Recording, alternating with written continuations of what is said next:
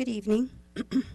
I read under the Herald's heading, Windcrest residents target 3 councilmen for recall, and I think 3 councilmen seem to be confused as to why they are being recalled by over 400 registered voters.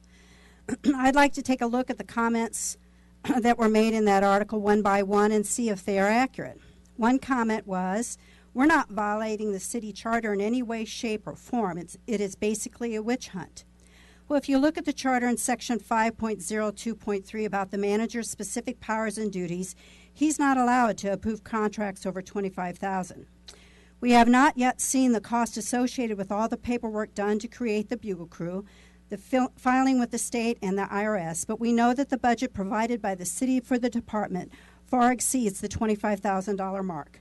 So it's a direct violation of the charter. The second comment, our attorney is telling us that there is no merit to any of this. We didn't just pull our decisions out of a hat. There is nothing in there that they are complaining about that has not been approved by the city attorney.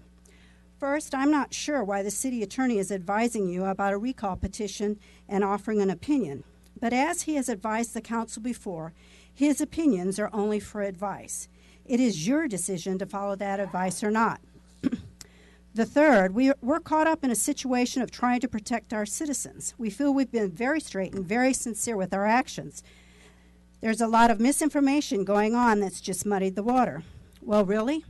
On October 16th of last year, the agenda item read, City Council will convene an open session to review, discuss, and may take action on a matter involving the fire department tax status.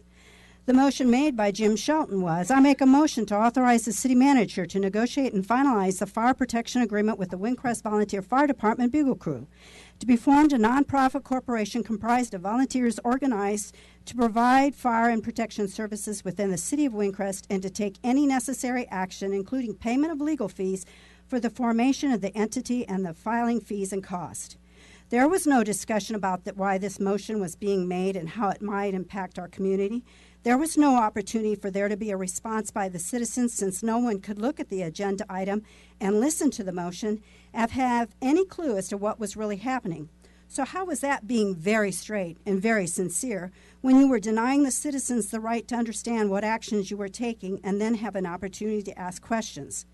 Lastly, at the previous meeting, the 3 councilmen stated that these recalls were nothing more than revenge, payback, and getting even. Really? Did you read the petitions? All 3 were pretty identical, except there was one with an ethics violation from the state of Texas with a fine of $600. I suggest you read the documents with over 400 signatures to really understand why people are questioning your loyalty to the city and how anyone would think your actions were very forward and very sincere.